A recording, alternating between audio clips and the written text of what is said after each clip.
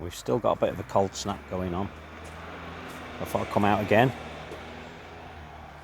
I spotted this through the window earlier. It's a sedum spathulifolium purpureum, and it's a beauty, a little beauty. I've got it stuck in this, well, it's what we call a boot off of a downpipe, and this one's a cast one. Now it's not really big enough for this plant. This plant's a bit of a spreader, but I just thought I'd put it in there last year just to see what it looked like, and it looks okay. Definitely looks okay. So, what else is looking good at the minute? Well, not a lot really. The evergreens are. Evergreens looking fantastic. I do like the evergreens. This is a strawberry tree. It's really a shrub. I think it makes about 6 by 6 feet. So 6 feet tall, 6 feet wide. And there's going to have to be some changes when it gets bigger. And it is evergreen, so it's quite nice. Lovely, lovely little, well, shrub, I think. I keep looking at the garden and thinking, do I start the cutback? I keep threatening to, but I'm trying not to, because we're still expecting a few cold snaps. And I noticed down south they're starting to cut back already. But down on the south coast, it's a lot warmer than we are up here. We're on the Lincolnshire Wolds, and it's quite cold still. We've had a bit of a foggy morning, to be honest with you. In fact, we've had quite a lot just recently. Things like this Taxus baccata, this one's Standishii, always look good at this time of year. But it's still very small, very slow growing, this one.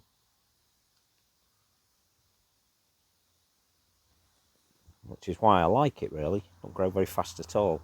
That can be a bit of an hindrance, though. But there is another one called David that grows quick that I've also got. But it's nice to have these types of plant at this time of year. I see some of the geraniums are trying to get going again. This one's Bill Wallace. No colour on it yet. Oh, it's growing these set of small leaves. What it's doing there, I've never seen it do that before.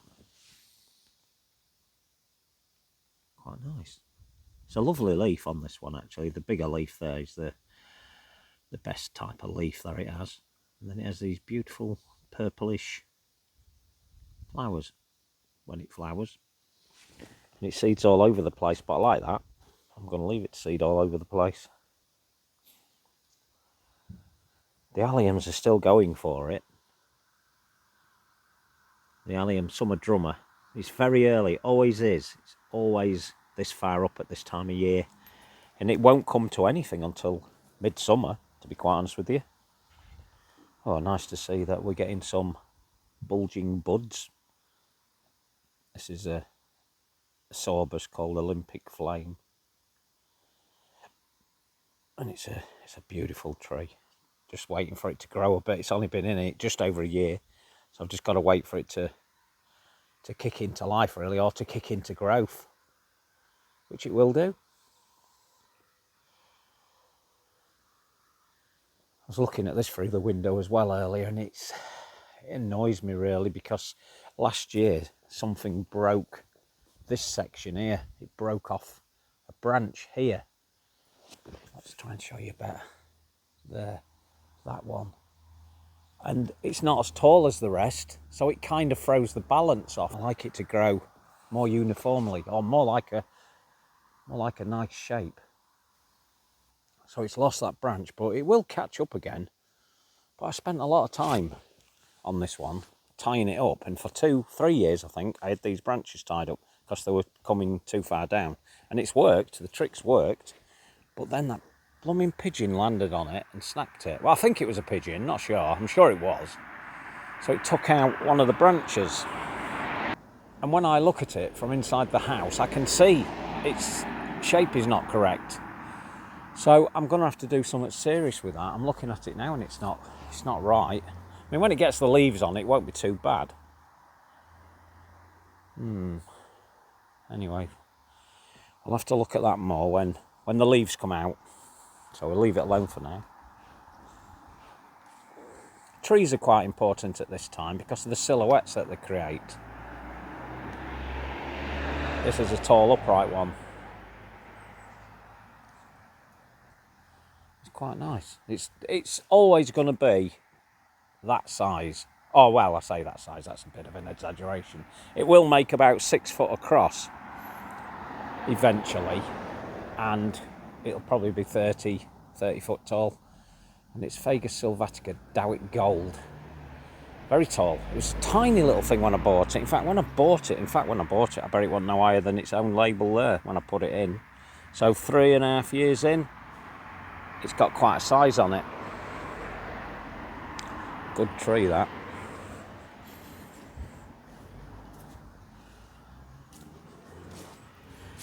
The Deschampsias are really looking sorry for themselves now. Now, I'm dreading these, to be quite honest, because we've had some bad weather on these ones. This one's Gold Tow, one of my favourites. And I need to get it clipped back, but I need more warmth. I don't cut it back. Well, I do cut it back, but I know if I cut it back too early, this one, it will suffer. So I'm just leaving it till the soil warms up again. And then all should be good again. And I like it because of the seed heads, and they're quite long lived, these seed heads. So if you want to get some ornamental grasses, get this one.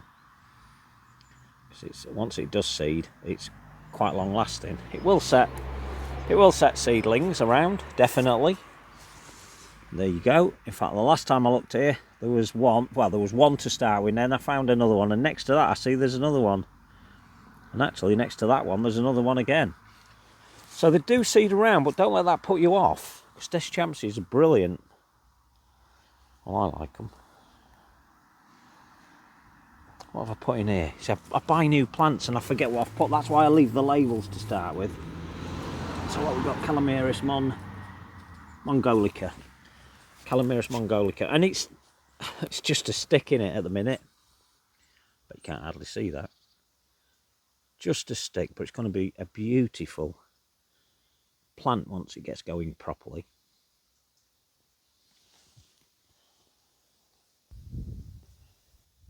This is a really nice grass, past its best now. Although, having said that, it looks really good like this. And this is called Jurava Ichu. It's a very nice, long, flowing grass. And I've planted loads of it at the minute. Oh, maybe I haven't. There we go, you see. This is the downside to putting seedlings in too early. And them two there, the little things here, they may not survive. They may not survive because this isn't as hardy as I would like. The main plant will be fine because it's well established now. It gets taller than this, gets up to about 3 foot. But it always has nice interest. Very nice interest. I like it. I'll have to see what happens. Now, as an insurance guarantee, I've actually got some seedlings in the greenhouse because I know this is a bit, can be tender. I wasn't really expecting temperatures down to -7, but at times they have been. So I've got my insurance ones in the greenhouse, which will come out if those ones that we've just looked at do die. And I can see there's still green in some of them, but that doesn't guarantee they're going to keep going. Then at least we've got the other ones to pop back in, because I want masses of them here. They do seed around. In fact, that one itself was a seed that I found off the original plant, and it took 2 years just to show itself properly before it started seeding itself. And hopefully it'll drop a few seeds and we'll find them as time goes on. But who knows?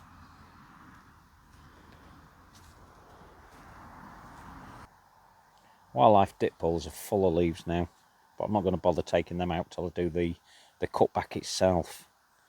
I'll get busy on that day and we'll go through everything and take stuff out. There are signs of growth. You can see new life coming in. Oh, nice. This is my euphorbia that I keep telling you about, called Malachi. Highly unlikely to flower, but produces this lovely purpley red tip, courtesy of one of its parents. And when summer comes in, it will go a lovely, lovely blue colour. which I like. Still got these in here, left them alone, looking great. A lot of people take these down way too soon. You should just leave them alone. They're beautiful, beautiful seed heads of Cynara cardunculus. It's wonderful. Still showing summit now. And the new growth is on its way up. In fact, it's been on its way up for 2 to 3 months. Those leaves will get massive in the spring. I'll have to cut it back a bit as well at that point. Yeah, we'll not talk about that euphorbia. Still there. Got this Cortaderia Patagonia in here. Still a baby, but I want it to cover that whole area. So all where you see all that soil, that will be covered by this plant, and that is the intention. Now, Calamagrostis brachytricha behind it, I want to move that. I don't think it's in the right place still. So we shall attempt to move that.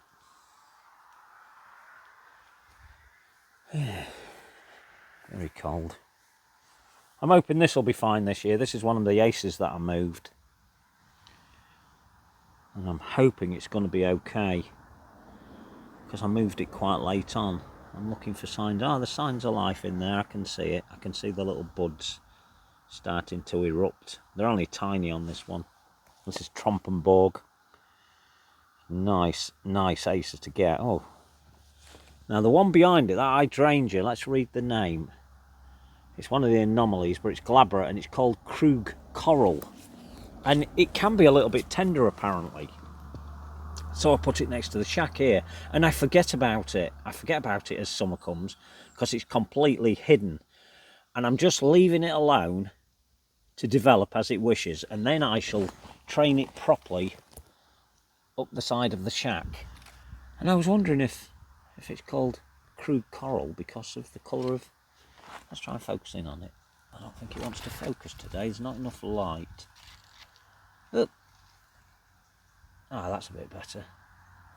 I'm looking at the picture. No, it's the flowers. It's the flowers that are coloured. But I suspect they're going to be flowers on the end of those. I don't know because it gets hidden every year. So I've never noticed whether it's got some beautiful flowers. This year I do fully intend to put some sort of a climbing frame up there, and it'll only be something simple like a bit of wire screwed to the actual tin itself via these little things. I shall tie it around and let it crawl all up and it'll look good. Hopefully it'll look good anyway.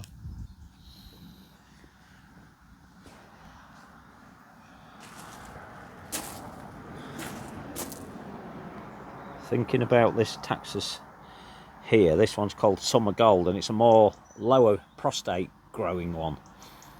And this could be a candidate for putting back in the Japanese garden because I've said that I'm going to make this into a kind of cloud pruning because I've seen an example on the internet of this and they've cloud pruned it.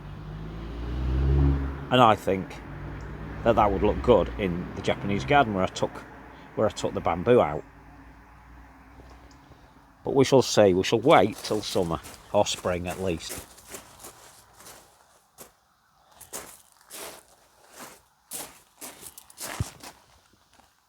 This airum's looking great. Fantastic. I've got these all over the garden. They're just beautiful. You can't deny that they are absolutely fantastic. This is Marmorata Metallicum. That lovely marbling. I just love that leaf. It's very nice. And next to it we've got some telomeres. These little greeny bits all over here. These are telomeres. And they like shade and they'll do really well. I've got quite a lot growing in there at the moment. Little seedlings as well, which I was hoping for. I'm spotting them now. I need to take those leaves away. One's from the fallen miscanthus behind it and in there as well. I'll probably leave them in there actually, while I'm waffling on, I'll probably remove all that and throw it into that section there as a mulch.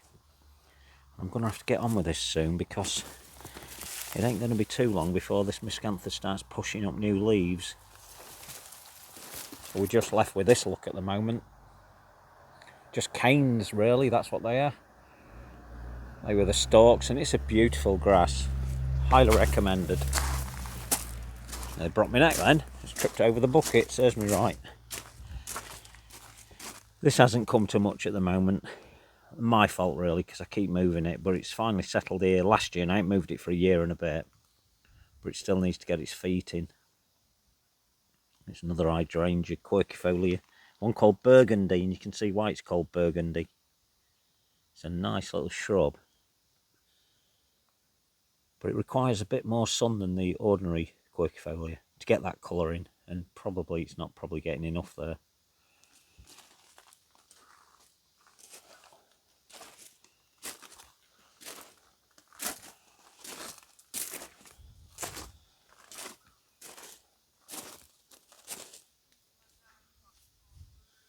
Let's see, what else can we show you? Got quite a lot going on in here. I've got loads going on. That's Phyllictrum and those stalks. I mean, I'm showing you all this, aren't I? There's no flowers at all, so none of you are really going to be interested in this sort of thing. But I like to come out and waffle on about them. I like to have a Jimmy waffle on. Talk about them. Because I know what they're going to turn into. In actual fact, that Phyllictrum will be one of the first to send up its leaves. It's not doing it yet, it's too early and it's been too cold. And it's a lovely purpley colour on, well, on all the Phyllictrums I've got anyway. It's a lovely purple leaf, and you can't see what I'm on about. I'm on about in there, and you can't see it. I don't know why I'm waffling on about. Oh, Anamanthele lesoniana. Can you see it? The green grass in there.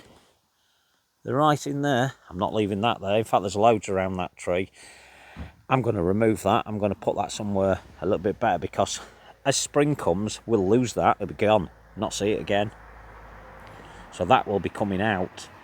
Because remember, on the last video I talked about this plant, this grass, and this is one of them, and they get to about 5 years and they kind of look terrible. Although this looks great at the minute, and there is a likelihood it will come back looking good for this year. I think next year, I think pretty much that'll go.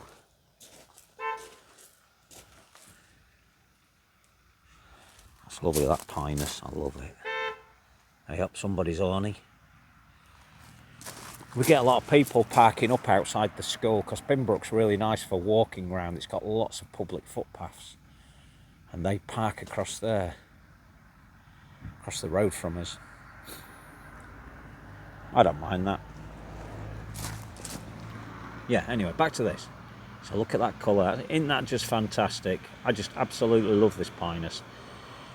And it's called Chief Joseph. It's a contorta variety. I got this from up at Larch Cottage Nurseries, and I think I've explained many times that I paid a lot of money for this and ended up with a twig. But now look at it, look at that.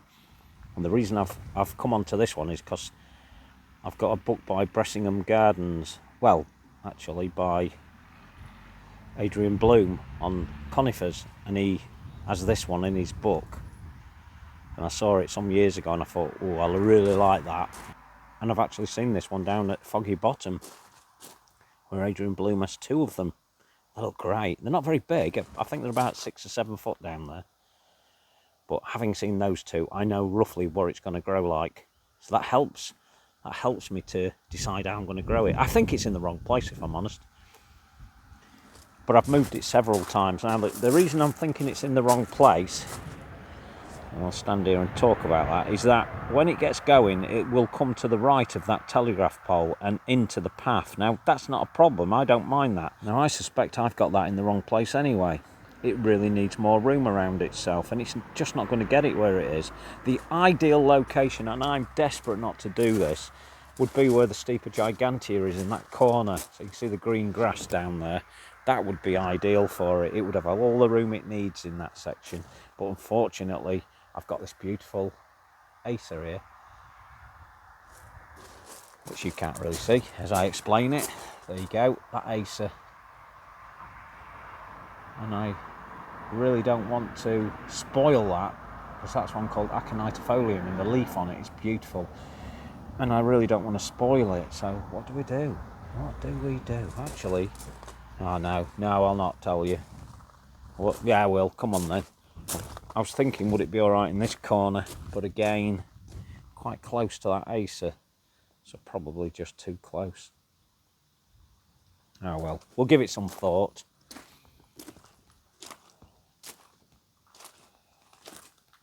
This is a fantastic fern. And there's a big story behind this that I've explained before on another video that you should look it up. It's got the label, so we'll have a look at it. Let's explain it a bit to you. And it's wonderful, and it's a sterile form. It only goes by stolon, so it has to produce itself by just creeping out slowly. So this one, I'm going to show you the label. There you go. That explains a bit more about it. And the story behind it is that it was lost to cultivation for many years. And Martin Rickard, who is a bit of a fern expert, went to the place where it was thought to have been discovered upon a sort of a rock scrape, and he rediscovered it. He discovered a bit of the plant, so he managed to get some of that back from the original one. But I suspect there was already bits of it elsewhere in the country as well. But that's the story. And I like it, it's a good story. But it's the fern itself, it's evergreen. It's just a beautiful patterned leaf. I like it. So if you get hold of that, give it a go. Give it a go. That will slowly spread there. And I've kind of tried to recreate what it had going on where it was discovered, which is where it was growing over rocks. So I've put it in between these 3 rocks. Hopefully it'll slowly creep across. It's only been in since probably August of last year. So there's plenty of growing time yet to get going on it. Now another fern we've got here. Again, let me find... I'm no fern expert, by the way. So I have to refer back to the actual labels. And this one, if we can see it, is Bleccium chilense. And it's a spreader. You can't hardly see that. It's a spreader, but it's a nice plant, and it requires a little bit more heat, but it's doing all right here. I've got it in this little area here that I show from time to time, but this area gets a lot better as we get into spring, when a lot of the ferns start popping up. A bit earlier, there's not a lot going on. Now if you're like me, from time to time you'll pull up a plant or you'll pull up a root and forget about it, and you'll just leave it sat there, and that's what I've done with this one. And I was hoping to find the label with it, but it's not with it, and I don't know what it is. I have not got a clue. I just dumped it there last year and forgot all about it. I do this all the time, but it's starting to grow, so we're gonna have to get that back into some pots, which I shall endeavour to do, and let's see what it is, because it will be interesting if I've got it here. It will be interesting. Let's show you this acer down here. This is called Baihu, and it's one that some people would mix up with one of the dogwoods called Midwinter Fire. This isn't. This is Acer Baihu, and it is very similar at this time of year. And you'd be forgiven if you got that one mistaken for it. It's beautiful. It's nice just to walk around the garden, even in cold weather, and just look at things. There are things that stand out a little bit more at this time of year, so they catch you. And you didn't expect to see them. There's a bit more shape and form, and if you've got all that right, then now is the time that it benefits. And it looks great in this area. I forget how nice it looks in this bit. I don't spend much time looking in this bit, and I should spend a lot more time. That fat's here, and I keep bringing this up in every video. It's just looking fantastic. It's just getting bigger and bigger. I still suspect that I'm going to lose a few leaves off that in the not too distant future, and we'll deal with that. Now if that one does get hit badly, I will chop it down as far as I can to some new growth, take the dead growth away, and hopefully it'll spring back. In fact, I know it'll spring back. Fantastic. It's a great leaf on it. Great leaf. And it looks good next to the shack. I've got some sorting out to do in these areas, really. I tend to just let things grow, and sometimes they get out of hand, and I really should get back on top of them. I want more Hackernacloas. This is Hackernacloa I want more of these in the garden because they can get to 3 foot high by 3 foot wide. And they have this like brown look at this time of year. It'll not be too long before I'll be having to chop those back because the new leaves will be growing. It's wonderful, that one. Yeah. I'm wondering what good changes I can make here because I'm always changing things, you know I am. This looks good, this area. There's my box edge that I say I always cut to that shape. You can see it's pyramidal. I just like to cut them that way. They look good, they look interesting. That euphorbia's looking great. Again, that's my malachite. You can make out the red tinges on the end. They're looking good. Take a wander down here. And here's one of the parents, as I've said many times. You can see, purple and gold. I'm hoping this will survive, and I do fully intend to take lots of cuttings this year, and I will do a video on that. I have already done one, but I will do another video on how to take cuttings off Wulfenii types, because that one isn't as hardy as it should be, as we'd like it. So I will take cuttings to just ensure that I keep it going, hopefully. The rheum is definitely coming out of that. I'm definitely taking that out. And I was thinking about this the other day, and I'm thinking, right, going to have to dig out all that area because it will be full of chalk underneath there. It'll be a nightmare to dig, if I'm honest. I'll dig it all out and we shall put the plant in. I intend to move this particular grass. There's another one to the side of it, and they do like this area, but I need to give way to this Rheum australe that's in there, and you can't see anything of it yet. It's starting to. Actually, let's have a look. Yeah, there you go. So there's some of the stubs. You can just make out those red sections. It ain't going to be long before it's up at all. This is Miner's Merlot. Again, I keep showing you euphorbias, don't I, today? Miner's Merlot is worth looking at again. Look at the colour of that. It's amazing. Absolutely amazing. Don't get very big though, I don't believe. Behind it, the China Clover rubra. Getting nice now, that one. That's getting to maturity, full maturity. About 5 years they take to get to a full size. It's looking good. To the left of it, I've got this Lithrum. Obviously it's only skeletal at the moment. It's lovely seed heads. Something to look at. So when all you people who've chopped your gardens back walk into your garden, you see bare patches of earth and nothing but, I get to look at this because I leave it alone. As I say that you should. Just leave it alone. Too early. End of January at the minute, I would have thought. Be a good time for me, but I think first week in February. We'll see how it goes because we're expecting a lot more cold weather and I don't want to do it too early. There's a Formium. Nice Formium, that. I think it's Cream Delight. It's Cookie Anum variety called Cream Delight. Yeah, it's taking some time. It's taken some time, but it's looking quite healthy actually. And it's a lot bigger than it used to be. It was tiny when I first put it in.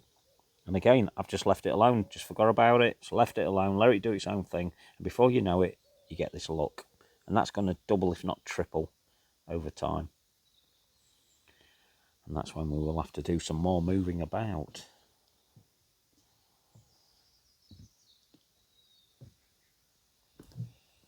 Yeah. I am desperate to get into the garden, to be honest with you. Desperate. I keep stopping myself. Actually cutting anything back because we are reported to be having a lot more bad weather, so I do not want to mess about with it. Oh, lovely view here. I love sitting in this bit. I'm in the cloister pergola at the minute.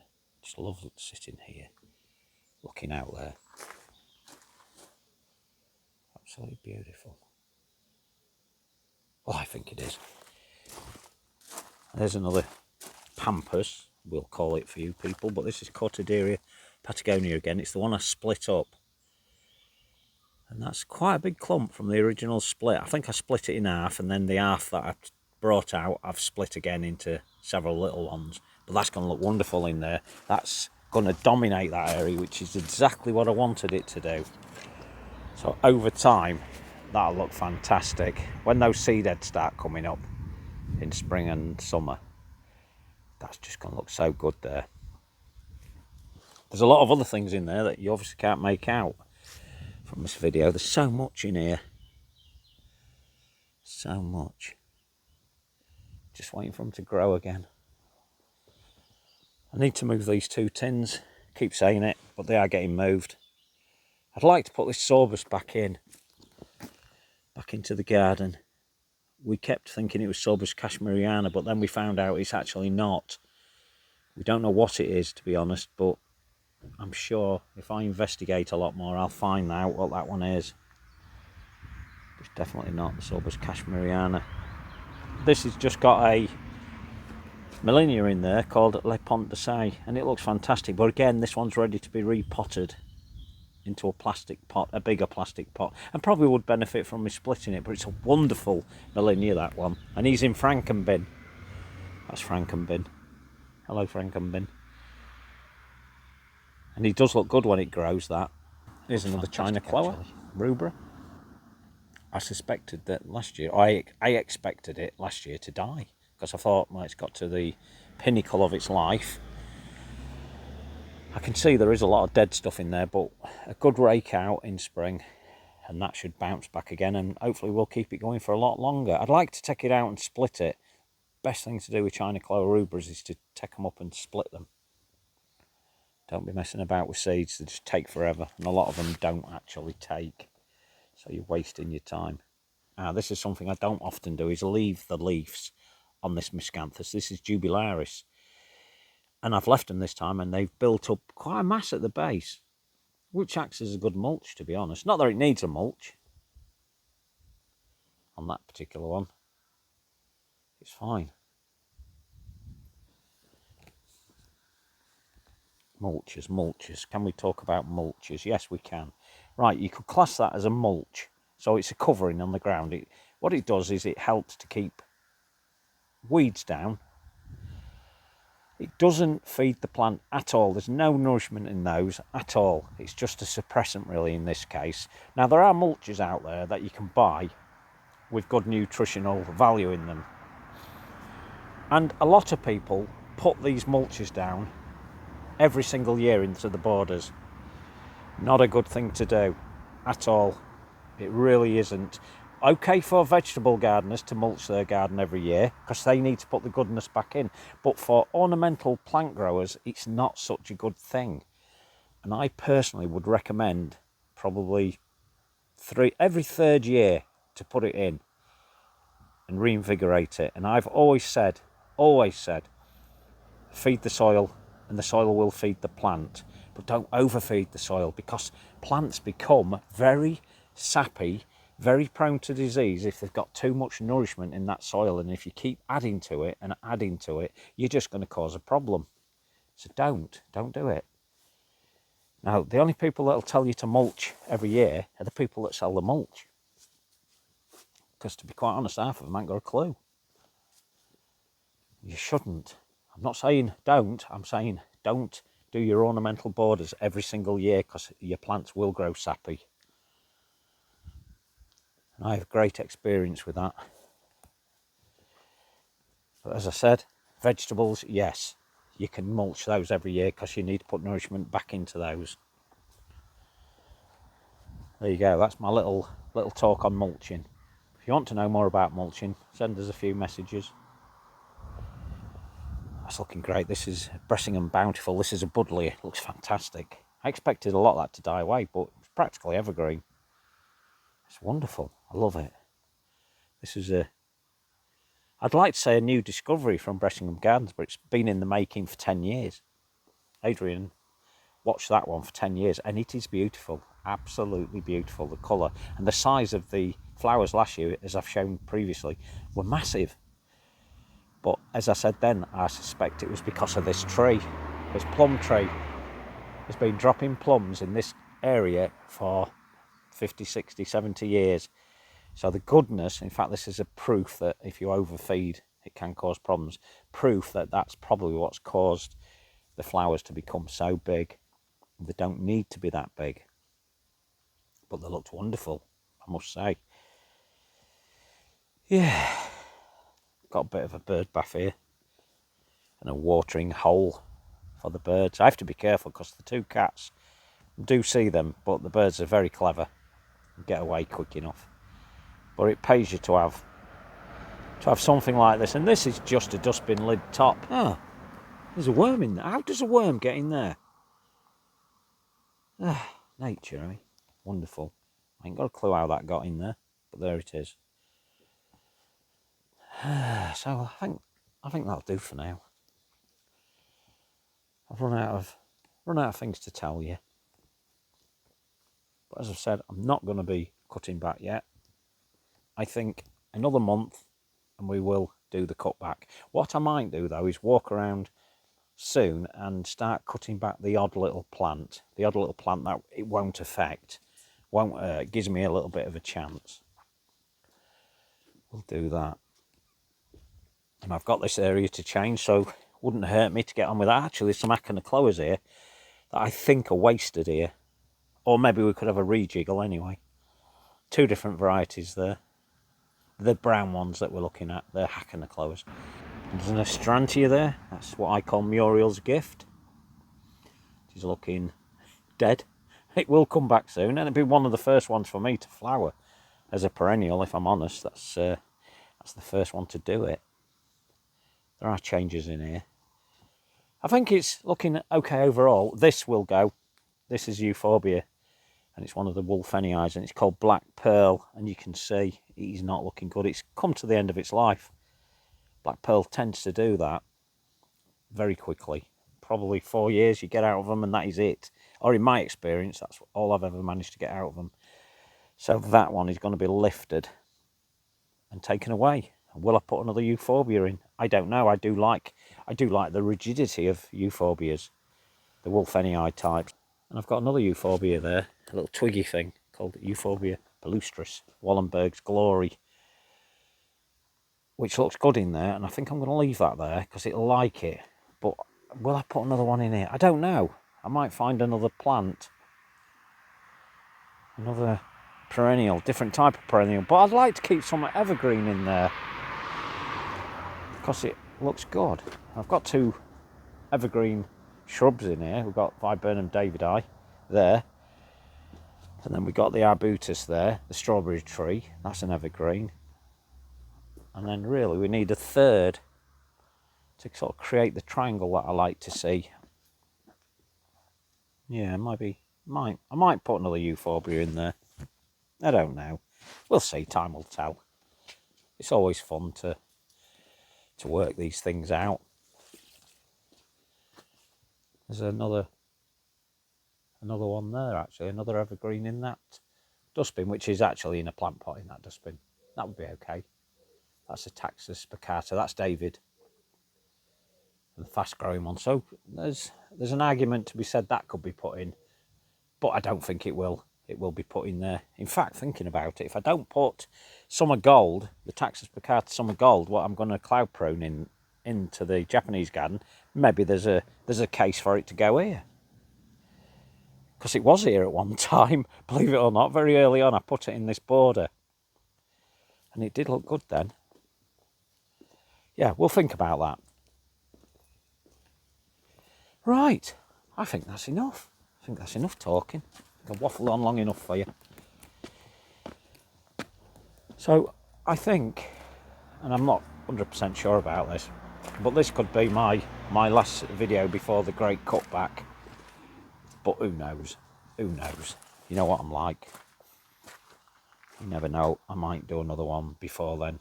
Miscanthus are still looking good. Grasses are looking good in general. Grasses are what are holding this garden together at the moment. That and the evergreens and the bamboos are holding this garden together. So I hope I haven't bored you too much today. Not a lot to talk about at the moment. Just waiting for the big cutback. You got any questions? as you know, I enjoy answering your questions. I enjoy having a bit of a collaborative talk with you all. And if you can, give me a follow. Subscribe to me. It doesn't cost anything to press that subscribe button.